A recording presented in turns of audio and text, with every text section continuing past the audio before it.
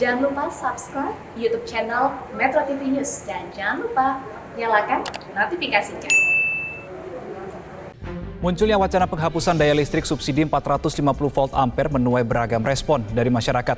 Di tengah kenaikan harga BBM subsidi dan putaran ekonomi yang baru saja mulai bangkit pasca diterpa pandemi COVID-19, pengkajian wacana semacam ini harusnya dilakukan secara jeli.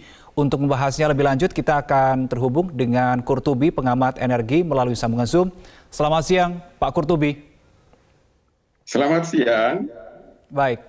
Pak Kurtubi, jika daya listrik 450 VA ini dihapuskan, maka sebetulnya PLN bisa lebih menghemat pengeluarannya untuk biaya oversupply. Tapi di sisi lain, biaya tagihan listrik masyarakat ini juga akan membengkak. Apa jalan tengahnya, Pak Kurtubi? Ya, kita dengar wacana seperti itu. Kalau tidak salah datangnya dari Banggar DPR ya, rapat dengan pihak pemerintah, Departemen Keuangan atau begitu. Ini memang dipicu oleh fakta bahwa PLN ini sekarang mengalami oversupply yang sampai 3 gigawatt. Ya, rapat-rapat yang kita dengar itu wacananya belum menyentuh sisi supply daripada supply listrik di PLN ini. Ya, sebagian sudah dijelaskan bahwa ada PLN membeli listrik dari IPP, Independent Power Producer, di mana pembangkit listriknya bukan milik PLN, tapi setrumnya dijual ke PLN dengan menggunakan model jual beli take off pay. Harus dibayar ke pihak produsen, dipakai apa tidak dipakai listriknya oleh PLN, dalam konteks ini dalam situasi oversupply, PLN harus bayar terus ke pihak produsen IPP, listrik IPP ini. Nah, ini yang menurut pendapat saya yang mestinya ya disinggung oleh pihak Banggar ataupun pihak pemerintah. Karena ini jelas-jelas sangat merugikan PLN. Listrik pakai nggak pakai harus bayar. Dalam situasi katakanlah darurat akibat COVID dan seterusnya, kegiatan industri, kegiatan pabrik, kegiatan bisnis masih belum normal, ya, masih di bawah kapasitas mereka bekerjanya, sehingga banyak listrik yang oversupply sampai 3 gigawatt ini, ya. Inisiatif dari pihak Banggar ingin mengalihkan pelanggan 450 volt ampere ini ke 900-an. Yang kita ketahui pelanggan 900 ini memang kelompok hampir miskin, ya. Tetapi mereka sebagian besar itu tidak disubsidi. Jadi pengarahan pindah ke 900 watt ini mau tidak mau pada akhirnya subsidi di listrik ini arahnya akan dicabut. Nah, ini nggak bagus, ya.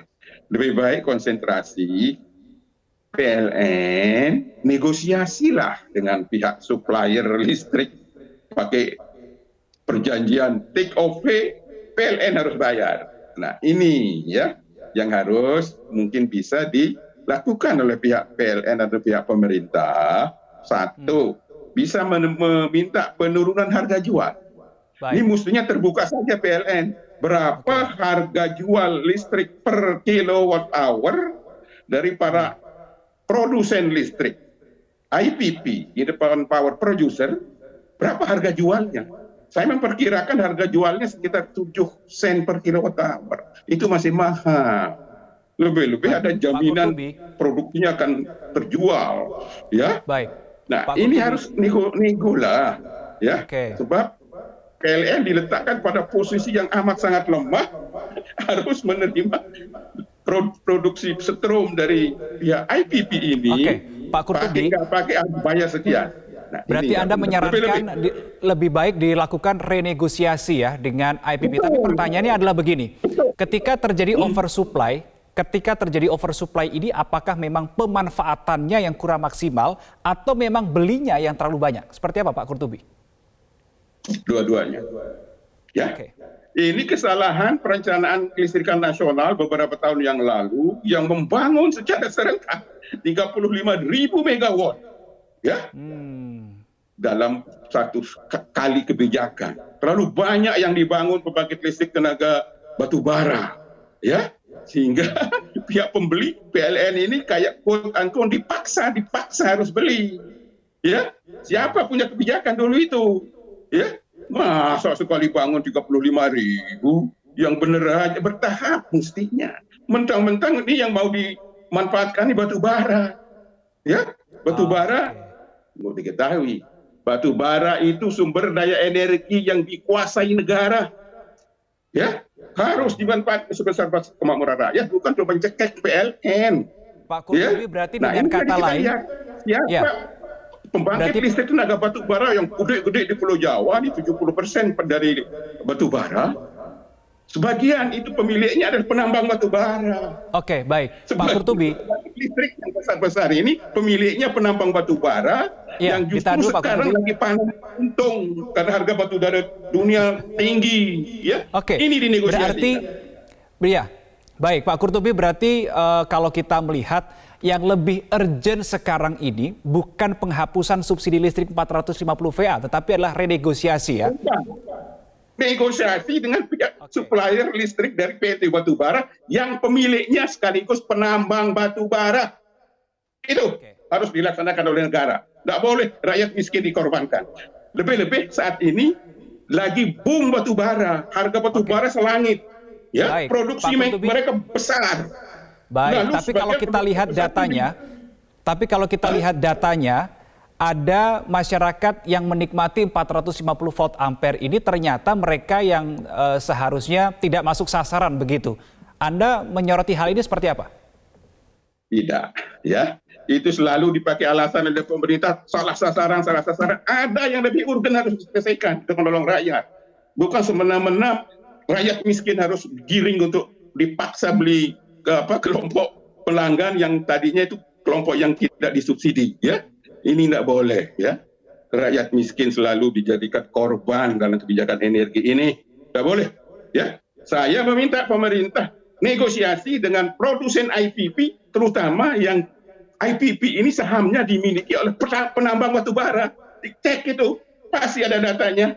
Itu yang harus diturunkan harganya, harga jual ke PLN-nya. Sehingga PLN tidak menanggung beban. Bayangkan berapa triliun, berapa itu 3 triliunan harus ditanggung oleh pihak PLN dari listrik yang tidak bisa dipakai. Ya, karena sisi demand-nya memang buruk. Semua orang tahu kegiatan pabrik, kegiatan industri itu menurun karena COVID. Ya, jangan cari inisiatif DPR pula ini yang wakil rakyat, inisiatif mau mengorbankan kelompok masyarakat yang miskin, yang hanya mampu terbiasa menggunakan listrik 450 watt. Soal mereka rezekinya banyak, ingin ke 900, biarkan mereka sendiri yang pindah ke 900, kasih kesempatan gratis sudah dapat poinnya. Untuk pindah ke 900, mereka sendiri, pelanggan sendiri yang berinisiatif. Kita sudah dapat poinnya, lebih baik, lebih bijak, lebih elok pemerintah ini melakukan renegosiasi, bukan menghapuskan daya listrik 450 VA. Terima kasih Pak Kurtubi, pengamat energi sudah bergabung bersama kami di Metro Siang. Semoga ini didengar oleh pemerintah. Salam sehat Pak Kurtubi.